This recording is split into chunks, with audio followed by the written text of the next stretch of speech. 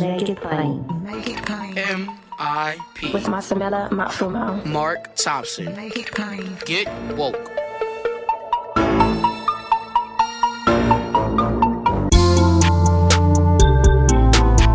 God bless you. Get woke.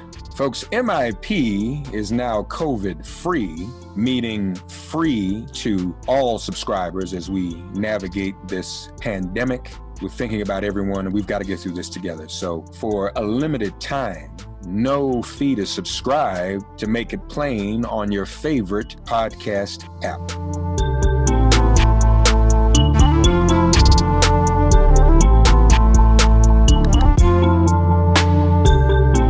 Ladies and gentlemen, this is a special exclusive collaboration between Roland Martin Unfiltered, and yours truly of Make It Plain.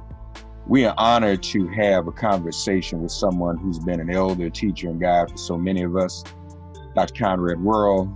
Just briefly, Dr. Worril is a native of Pasadena, where his father was best friends with Jackie Robinson's older brother, Mac Robinson.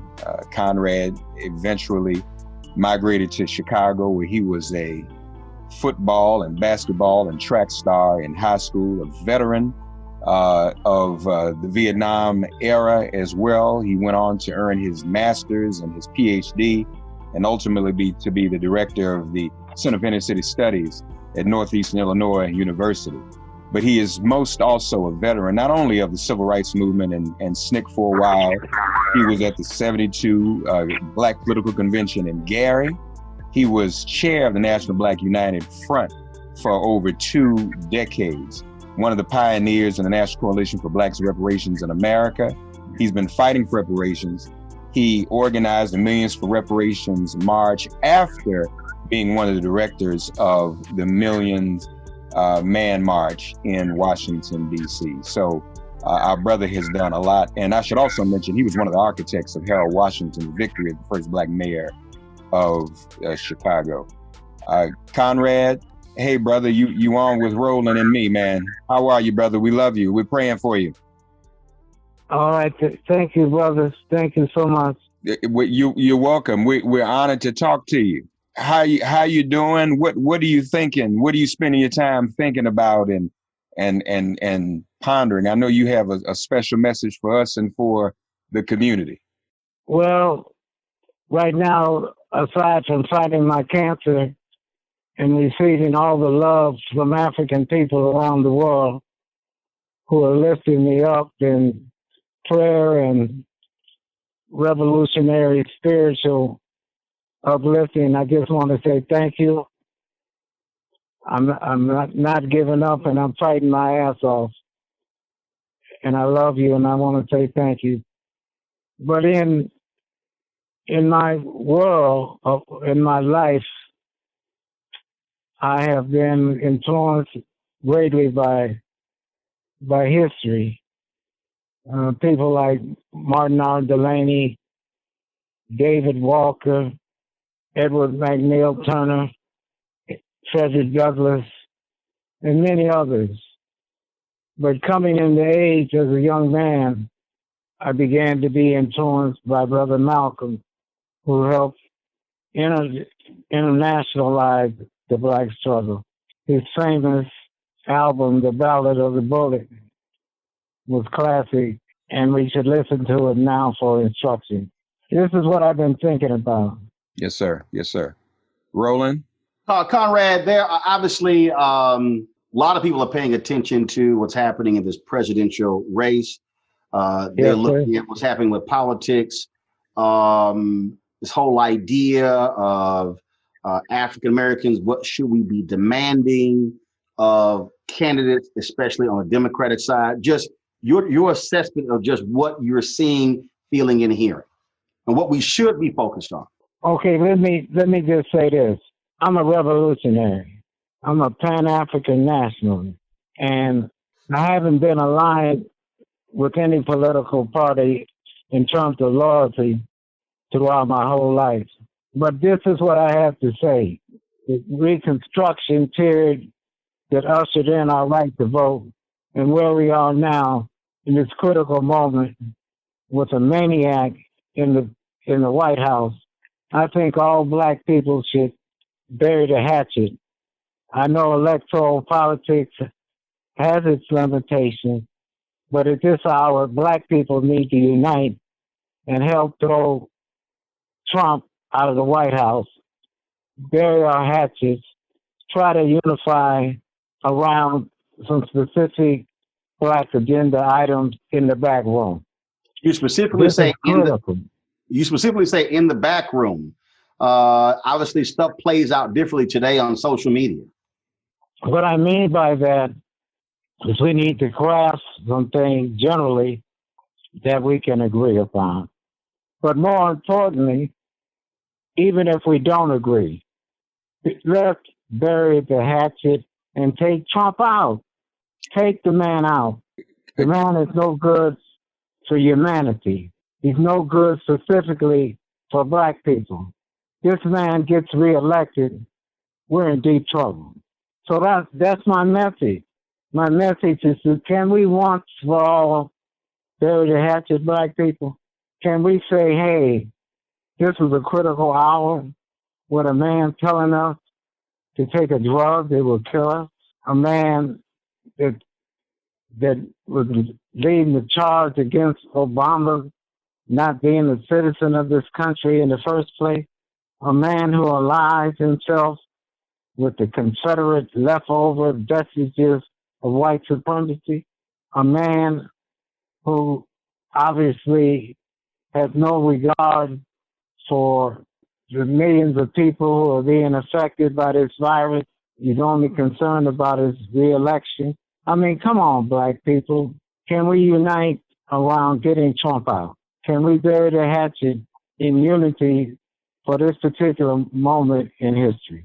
Frederick Douglass, who was a civil rights advocate, and Martin Delany, who was one of the early Pan-African nationalists during Reconstruction, they united 150 years ago. So this is a critical hour, and I'm only pleading to black people to bury the hatchet and take Trump out. Conrad, one other question. There are some who are suggesting that if Joe Biden does not support or endorse or embrace a black agenda that we might give him, that he does not deserve our vote. Is it so? What is your reaction to that suggestion? My reaction is bury the hatchet and take Trump out. The specifics of, there's a lot of clowning going on, man. Our people, we don't, all that's nice, and we should work to make him agree to some of our agenda items. And we should fight the man and pressure the man and do everything we can to exercise and leverage our support for Joe Biden. But all this talk about, if he don't, what you gonna do? You gonna go with Trump? I'm sure some of the items that we've advocated over the years, we can force him to adopt. If we unite, if we got all this old talk before we unite, it's just Negroes hollering in electoral politics trying to get famous. What jumps out the most here, Conrad, is that when you talk about what Trump is doing in terms of where we are going, one of the things that I keep making it clear to people is that if you look at the individuals who Donald Trump is putting on the federal bench, these people are going to be there for the next 40 to 50 years. So the election is not just about who wins the next 4 years, it's who controls the federal bench for the next 2 generations. I Absolutely, Roland. Look, there's what we have to understand is in the reformed nature of electoral politics and its relationship to black people.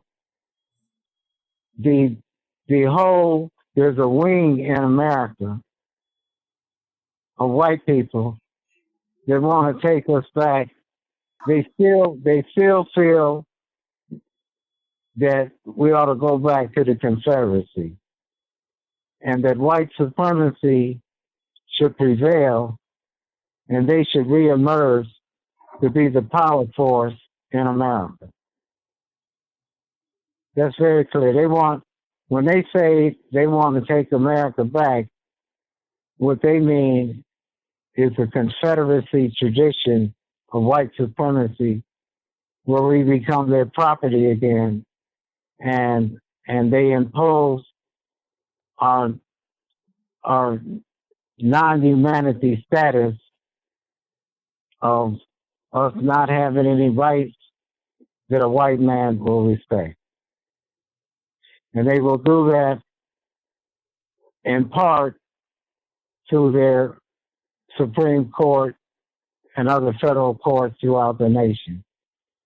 We need to stop. I can't, as a revolutionary man, as a Pan-African nationalist, not necessarily, my work has not been totally in the civil rights movement. I've been a Black Power advocate primarily, and I've represented a different wing. We've had two wings historically around ideas in America for black people.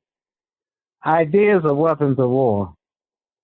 And right now, the idea is to unite black people to take Trump out, whatever it takes, whatever our debates with each other, whatever our internal contradictions with each other, wherever our internal differences. It is time to figure it out, bury the hatchet, and take Trump out. For the future of our race, of African people inside America, and all humanity. My final question to you, Conrad, is this here. A young person listening to this saying, look, we appreciate what you've done. That's an old guy who's talking. What about for us? We're young. We have a different view. What would you say to that black voter who is 18 to 35 years old? I would say that I was 18 and went through the period to become 35. And I talked a lot of smack, said a lot of things. But in the end, I found out, in some regards, in my youthfulness, I didn't know what the hell I was talking about because we weren't necessarily listening to the wisdom of the elders and the intergenerational conversation among African people inside America. I love young people. They're the next wave. So I would say to the young people, I love y'all, but listen to your elders. Listen to your ancestors. Don't make the mistakes of the past, of our youthfulness as young people coming out of the 60s. We made a lot of errors because of our youthfulness and not really reading, studying, and understanding the history of the black movement and social movements in America. It's been a deep cause. So I would just urge them, the young people, to pay attention to history, pay attention to intergenerational conversation, and pay attention to the mistakes that the young people made in the 1960s. I love y'all, young people.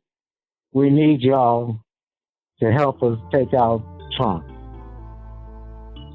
Conrad, thank you, man. We love and appreciate you. And thank you for this, man. Thank you for your guidance and your eldership, brother. Okay? Love you, Doc. Yes, sir. Love you, Conrad. All right, thank you.